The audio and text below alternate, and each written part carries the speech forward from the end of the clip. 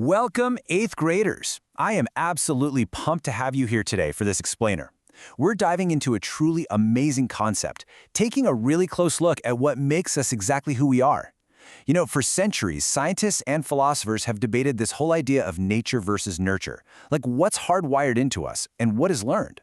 Well, the fascinating truth is that you aren't just a random collection of parts, and you definitely aren't a blank slate. You carry this powerful, invisible inheritance that shapes your life in some pretty profound ways. So, let's just jump right in. What is one trait you inherited from your family? Think about this for a second. Actually, if you're taking notes for your class assignment, grab your pen, because this is your very first key takeaway. Is it your eye color? Maybe the curly texture of your hair, or I don't know, your height, or even the unique shape of your nose?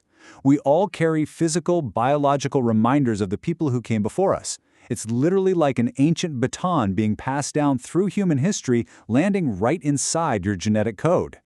All right, here's our roadmap for today. We've got 1, the legacy you inherit, 2, dominant and recessive traits, 3, the gender-linked trait rule, 4, mapping with pedigree charts, 5, passing down spiritual values, and 6, education, morality, and peace. Let's get into it. Starting us off, Section 1, the legacy you inherit. We really need to set the stage here by understanding that inheritance is way more than just your physical traits like your hair color and your eyes. We also inherit hidden health risks that we have to actively navigate as we grow up. But the legacy goes so much further than our biology. We inherit personal strengths, unique talents, and absolutely crucially, spiritual values and faith. So whether you fully realize it or not right now, you are building a legacy. Your inheritance includes the whole shebang, everything from your physical cellular health right down to your emotional and spiritual beliefs. Moving right along to Section 2, dominant and recessive traits. This brings us into the hard science of how traits are biologically passed down through the incredible rulebook of your DNA. So how exactly do dominant and recessive traits work? Well, think of a dominant trait as the loudest voice in a room, or like the lead singer holding the microphone. It only needs one single copy of the gene from either your mom or your dad to show up in you. A really great biological example of this is a widow's peak hairline. If just one of your parents has it and passes that gene to you, boom, you're probably going to have it too. On the flip side, recessive traits are a bit quieter. Think of them like the backup vocals. A recessive trait needs 2 copies of the gene to show up, one from both parents. If you only get 1 copy of a recessive gene, the dominant one takes over completely, and that recessive trait just stays hidden. Next up, Section 3, the gender-linked trait rule. Now, sometimes these genetic rules have, well, some pretty unique twists depending on biology, which is a really vital concept to understand for your coursework. A gender-linked trait is defined simply as a trait that is carried on the X or Y chromosome. It's linked directly to the specific chromosomes that determine biological sex, meaning the expression of these traits heavily depends on whether you were born male or female. So, why are gender-linked traits way more common in males? Let's break down the biology. Males only have 1 X chromosome alongside 1 Y chromosome, whereas females have 2 X chromosomes.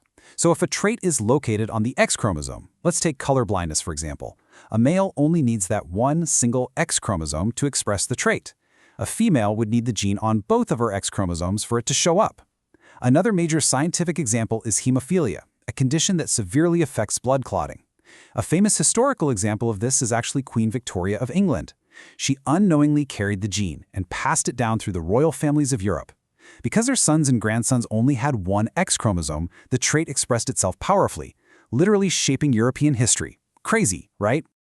All right, Section 4, mapping with pedigree charts. So, how on earth do doctors and scientists keep track of all this complex genetic history? Well, they use this brilliant tool that acts almost like a time-traveling map. A pedigree chart is a visual family tree that shows who had certain traits or conditions, helping us deeply understand inheritance. Make sure you jot that down. It's exactly how scientists map the realities of the past so they can predict and understand the possibilities of the future. Okay, so how do doctors actually read this map? It takes a bit of scientific detective work. First, you look at the visual family tree. Squares typically represent males, circles represent females, and lines connect families and offspring. Second, you identify who has the specific condition or trait you're studying, which is usually shown by a shaded-in shape. And third, you trace that pattern across the generations. Like, does the trait skip a generation? Do only the males have the shaded shape? By carefully reading this map, scientists can trace hereditary diseases and help families truly understand their specific genetic risks. That brings us to Section 5, Passing down spiritual values. We've talked a lot today about the hard science of biological inheritance, right? But there is this invisible inheritance of moral and spiritual habits that is honestly just as real as your DNA. Proverbs chapter 22, verse 6 says, "Train up a child in the way he should go, and when he is old, he will not depart from it." And you know what's fascinating? Modern behavioral science tells us a very similar story.